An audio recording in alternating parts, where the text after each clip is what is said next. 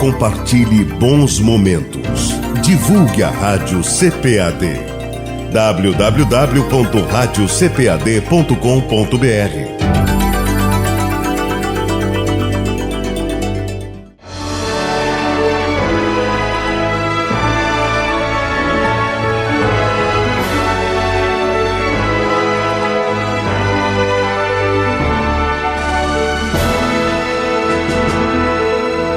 Subsídios. Lições Bíblicas. Jovens. Lição 9. Conselhos de Paulo a Timóteo. Nesta lição, o foco do ensino de Paulo passa da membresia para a liderança. Nos primeiros versículos do capítulo 5, do versículo 1 ao 16, ele está falando aqui dos membros, a forma como Timóteo deveria se relacionar com os membros. Do versículo 17 em diante do mesmo capítulo 5, Paulo vai ensinar a Timóteo o relacionamento com os presbíteros da igreja. Primeiro ele vai falar do aspecto da honra aos presbíteros, que deve ser dada. Vai falar acerca do critério para recebimento de eventuais acusações. Vai apresentar o imperativo ético em relação ao julgamento, que deveria ser observado, o cuidado, a imparcialidade no julgamento. Isso é um padrão ético, aliás, muito forte nesse texto. E vai também falar sobre a cautela, a prudência na separação de obreiros, separação de presbíteros, né? Então são esses 4 pontos essenciais que nós vamos destacar na nossa lição de hoje. O nosso texto principal diz assim: conjuro-te diante de Deus e do Senhor Jesus Cristo e dos anjos eleitos, que sem prevenção guardes estas coisas, nada fazendo por parcialidade. 1 Timóteo capítulo 5, versículo 21. E o resumo da lição é: o líder deve ser imparcial, sem se deixar influenciar por quaisquer fatores que o leve a favoritismos. Ou seja, a justiça, a equidade, a ética pastoral deve imperar, né? O pastor, o líder, ele tem que ser imparcial. A lição aqui vai tratar do julgamento de presbíteros, mas naturalmente que a imparcialidade, né? Esse imperativo ético, ele é aplicado a toda a conduta do líder espiritual, certo? O julgamento deve ser imparcial, sem influência de qualquer natureza, seja de ordem familiar, seja de ordem econômica, por qualquer tipo de interesse. O líder espiritual ele tem que estar isento, né, desse tipo de motivação que não seja justa, que não seja imparcial, né? E nós vamos tratar também nessa lição de um tema bem sensível, que é a disciplina eclesiástica, né? Timóteo, mesmo sendo jovem, ele deveria ter firmeza para exercer a disciplina dos líderes, dos presbíteros das igrejas locais. Então, primeiro ponto da nossa lição, nós fazemos o resumo, né, do assunto, que é a questão da responsabilidade da escolha, o modo da escolha, a cautela e a disciplina que teria que ser observada. Vamos destacar a necessidade de um tempo de observação, né, do candidato, né? O pastor, o líder, deve esperar com cautela para que o candidato ao ministério, a vida dele, expresse os verdadeiros frutos que existem, né? Pode ser as boas obras ou podem ser os pecados, depende. E só depois desses frutos bons ou ruins serem manifestados é que o pastor deve decidir apresentar ou não, consagrar ou não este líder, este obreiro, esse aspirante, né, ao ministério. Então nós devemos ter paciência. Nós vivemos num mundo que impera a cultura da pressa. Queremos tudo muito rápido, mas na igreja as coisas não funcionam assim. Veja você o exemplo de Moisés, né? Moisés já imaginava estar pronto, nós já falamos isso numa outra aula, inclusive, e precisou ficar mais 40 anos esperando. Paulo, depois da conversão, ele já começou a pregar, mas ele precisou esperar pelo menos 12 anos até a chamada dele para iniciar as viagens missionárias. Então é preciso aguardar no tempo de Deus. O tempo não é o nosso, né? O tempo é o tempo de Deus. Então essa é uma lição primordial que a gente aprende aqui na aula de hoje. No primeiro ponto, nós vamos tratar do julgamento dos presbíteros. Os presbíteros teriam que ser julgados sem parcialidade e sem juízo antecipado, sem um pré-julgamento. Isso deveria ser, inclusive, para honra ou para repreensão. Por isso que Paulo disse a Timóteo que ele devesse fazer tudo sem imparcialidade. E essa responsabilidade era tão grande que Paulo o responsabiliza de maneira muito solene, dizendo: conjuro-te diante de Deus e do Senhor Jesus Cristo e dos anjos eleitos, versículo 21 do capítulo 5. O juízo deveria ser prevenção, ou seja, sem pré-julgamento ou motivações subjetivas que o inclinassem previamente a favor ou contra. Então o que o líder tinha que fazer? Ele tinha que ouvir, né, examinar, dar o direito aí, né, do contraditório, né, usando a expressão da Constituição Federal, o exercício do contraditório e a ampla defesa. Ele deveria receber a acusação, se fosse feita por 2 ou mais testemunhas, né, então tinha que ter o que nós podemos chamar de juízo de admissibilidade e deveria ouvir o acusado. Ninguém deve ser julgado, né, sem ser ouvida a sua versão, a sua defesa. Deve ser dado o direito de defesa. Aliás, temos que ter muito cuidado com os pré-julgamentos. Todas as pessoas têm o direito aí ao contraditório, ou seja, a sua própria versão, e também a ampla defesa, né, com os recursos que são cabíveis à sua defesa. Isso é uma realidade na igreja, uma realidade também no Antigo Testamento, em todas as civilizações, né? Desde as primeiras civilizações, o Código de Hammurabi, né, desde o início do ordenamento jurídico nas civilizações mais primitivas, existiam aí o devido processo legal, no qual está inserido, inclusive, essa possibilidade, aí, esse direito à defesa. Na igreja não pode ser diferente. A nossa justiça, ela tem que, se ela não exceder a dos escribas e fariseus, como disse Jesus, de modo algum poderemos entrar no reino dos céus. Então Timóteo tinha que julgar os presbíteros sem nenhum tipo de favoritismo, né? Porque ele estava diante do juiz de toda a terra. Todo julgamento que a gente fizer, nós julgamos, vamos ser julgados.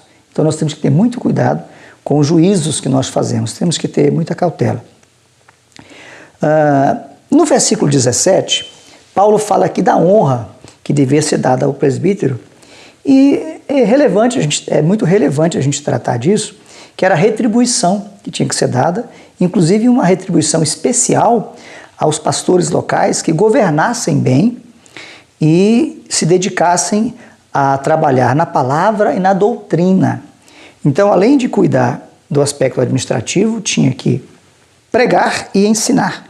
Esses seriam os presbíteros dignos de uma honra duplicada. O que se exige de maneira fundamental do pastor? Que ele governe bem a igreja e que ele ensine. E o que Paulo está dizendo aqui, aqueles que além de governarem bem, ensinarem e pregarem, devem ser dignos de uma honra duplicada. E aqui ele deixa muito claro que isso aqui é salário, né? Porque diz a Escritura, não ligarás a boca ao boi que debulha, e digno é o obreiro do seu salário. Paulo está falando de remuneração, né, de remuneração econômica, o sustento do obreiro. O obreiro, assim como no exemplo dos levitas, ele não pode, o ministério não é causa de enriquecimento, mas de vida digna, É preciso que os pastores tenham uma vida digna e esse é um dever da igreja, é um direito do pastor e um dever da igreja. Naturalmente, nós temos hoje muitos pastores que são bivocacionados. Eles exercem as suas funções no seu trabalho e também atendem às igrejas. Então, evidentemente que aí a prebenda, o auxílio, o salário, digamos assim, dele será proporcional, né?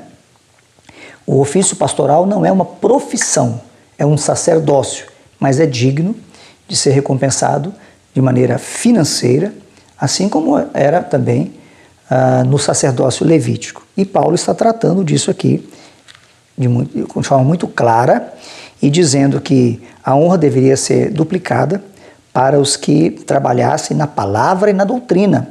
Pregar e ensinar é um ofício pesado e por isso tem que ser bem remunerado condignamente.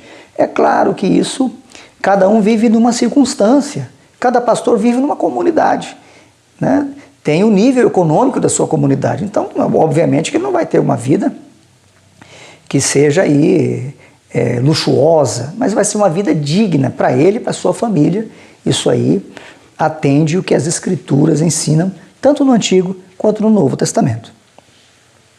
A repreensão devida, esse ponto aqui trata do tratamento justo que deveria ser dado aos presbíteros, né? Eles deveriam ser repreendidos para que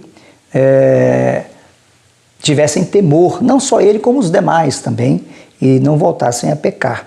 Agora, não poderia serem aceitas acusações levianas, por isso tinha que ser com 2 ou 3 testemunhas. Então aqui é onde a gente diz que tinha que ter um chamado juízo de admissibilidade. A acusação contra o presbítero, ela tinha que ser baseada no testemunho de 2 ou 3 pessoas. Porque todo líder ele é sujeito a sofrer acusação, né? Todos somos sujeitos. Mas quem está na posição de liderança, talvez por um revanchismo, né, ele é muito visado em termos de acusação. Por isso Paulo está dizendo, olha, tem que ter um critério, um filtro, um juízo de admissibilidade. Não aceite acusação contra os presbíteros sem que haja a apresentação, a fundamentação com 2 ou 3 testemunhas. Isso é muito importante, inclusive, quando a gente ouvir um boato contra alguém, especialmente contra um líder espiritual, não podemos acreditar e muito menos replicar o boato que nós ouvimos, sob pena de nós estarmos pecando. Então temos que ter muita prudência. Nesses tempos de redes sociais, né, de canais destinados aí à fofoca, nós temos que ter muito cuidado. A gente pode até ouvir, mas não vamos acreditar e muito menos replicar, compartilhar conteúdos aí de acusação, lança na internet, ninguém sabe o fundamento e compartilha. Então isso aí não é uma conduta cristã, é uma conduta anticristã e nós não devemos fazer, adotar esse tipo de conduta. Pois bem, o caráter público, a disciplina ou a repreensão deveria ser feita de forma pública, ou seja, o caso não poderia ser abafado. O presbítero que pecasse tinha que ser repreendido na presença de todos. E os intérpretes do Novo Testamento entendem que o texto é claro em dizer que todos aqui significa a igreja como um todo. A igreja toda teria que saber para que todos, inclusive os presbíteros, tivessem temor. Quando se nega esse caráter público para a repreensão, além de não haver uma recuperação devida do pecador, também não gera temor. Aí há uma multiplicação, uma tendência de multiplicação de pecados. Então aqui é um tema sensível, mas é um tema claro aqui na Bíblia, que a repreensão tinha que ser na presença de todos, ou seja, tinha que haver transparência, né? Para que não houvesse um enfraquecimento do temor no corpo eclesiástico. Aqui nós podemos citar, inclusive, o caso de Ananias e Safira. A morte deles em função da mentira foi notória para toda a igreja. E a Bíblia diz textualmente que houve um temor muito grande, né, no seio da igreja, e os milagres aconteceram, porque onde tem o temor de Deus, onde o temor de Deus domina o nosso interior, há uma profusão maior da presença de Deus e dos milagres. Mas onde os pecados são encobertos, né, são acobertados, aí há uma limitação da presença de Deus, né, do Espírito Santo.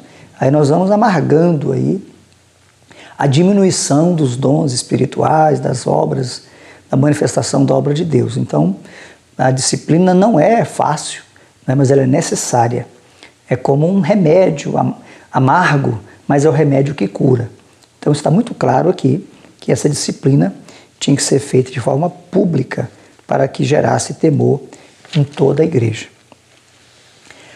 A designação de líderes teria que ser sem precipitação.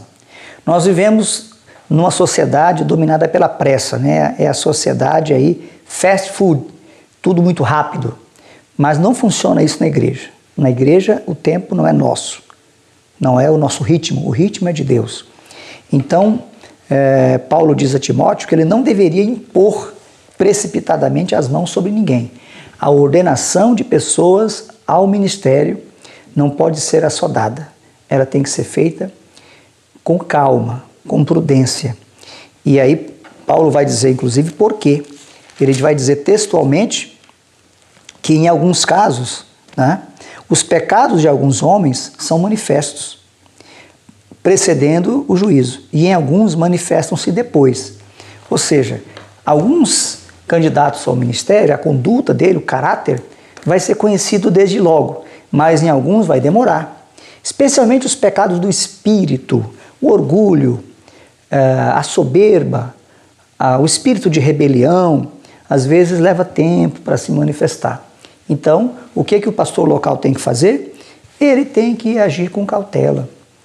Né? Esse aspirante ao ministério vai ter que servir em funções auxiliares, até ele ser ordenado, vai levar um tempo, para que o seu verdadeiro caráter ele seja provado. Então aqui tem que ter a prova do caráter, com um processo rigoroso de observação de condutas. No subtópico 2, Paulo vai tratar, nós tratamos dos pecados evidentes, né, que Paulo trata aqui, como nós já falamos, são pecados que são vistos facilmente na vida das pessoas, mas outros só são observados ao longo do tempo. Né? Quando a pessoa é submetida a situações diversas e adversas, aí o que está dentro se manifesta. É necessário esperar que esses frutos, bons ou ruins, sejam manifestados. Paulo diz o mesmo em relação às boas obras. Ele diz assim: assim mesmo também as boas obras são manifestas, e as que são de outra maneira não podem ocultar-se. Aqui se entende que, quando se fala de outra maneira, são as más obras, né? Então, Paulo estaria falando sobre essa forma que as boas obras aparecem logo, embora tenha algumas que também demoram, porque às vezes as pessoas têm algumas obras que não são públicas, e as boas obras que não são públicas geralmente são as mais evidentes. Não podemos também nos iludir com as boas obras. E as más obras geralmente são ocultadas. Então as más obras tem que esperar tempo para elas poderem aparecer. É isso que Paulo está tratando nesse ponto aqui. Como diz um velho adágio popular, nem tudo que reluz é ouro. Então é preciso esperar com o tempo para que se verifique aí o que está realmente dentro desse candidato ao ministério. Os frutos se são bons ou se são maus. O terceiro e último tópico fala sobre o vinho, a questão do vinho, né? Paulo vai dar um conselho pessoal, ele abre aqui uma nota pessoal e diz assim: não beba mais água só, mas use um pouco de vinho por causa do teu estômago e das tuas frequentes enfermidades. Este versículo às vezes suscita alguma discussão, porque Paulo recomenda aqui que Timóteo use um pouco de vinho, né? Aí se discute se era um vinho fermentado ou não, mas essa discussão é irrelevante, porque o que importa aqui é a motivação. Qual era a finalidade do vinho? O vinho seria misturado à água, né, que Timóteo deveria ingerir, por causa do estômago dele, o problema estomacal, e as frequentes enfermidades. Então, ele estaria usando o vinho, obviamente, por uma função medicinal. Então, o entendimento dos usos que a Bíblia trata, dentro da liberdade cristã, nos leva a que não sejamos radicais. Deus, ele olha acima de tudo a motivação do nosso coração. Evidentemente, o que esse texto prova é que Timóteo não bebia vinho de forma alguma, porque se ele tivesse o costume de beber vinho, obviamente Paulo não precisaria recomendar que ele colocasse um pouco de vinho na água, né? Então isso aqui é muito claro. E aqui nós temos a questão das enfermidades, são os problemas estomacais, mas além dos problemas do estômago, Paulo fala das frequentes enfermidades. Então a gente entende que Timóteo tinha uma saúde um pouco debilitada. Em relação aos males do vinho, nós temos em vários textos do Antigo e do Novo Testamento, Provérbios, né, fala que o vinho é escarnecedor, é bebida forte, alvoroçadora, e todo aquele que neles errar nunca será sábio. Então nós temos que nos abster de toda a aparência do mal. Não podemos nem nos demorar próximo do vinho. Nós não temos como costume ingerir vinho de forma alguma, né? Nem muito e nem pouco, né? Pelos conselhos bíblicos e por uma questão de cautela, né? Nós temos inclusive aqui o exemplo dos recabitas, né? Que foram zelosos e se abstiveram totalmente de vinho e foram honrados por Deus. Que Deus nos abençoe, né? Nós concluímos essa lição com essa nota de afetuosidade que havia entre Paulo e Timóteo, um jovem cooperador que servia ao lado do apóstolo como filho ao pai. Timóteo havia se entregado à mentoria de Paulo desde os primeiros anos de sua fé. Foi obediente e fiel em todas as missões que recebeu. Que o Senhor continue levantando Paulos e Timóteos para o bem de sua igreja.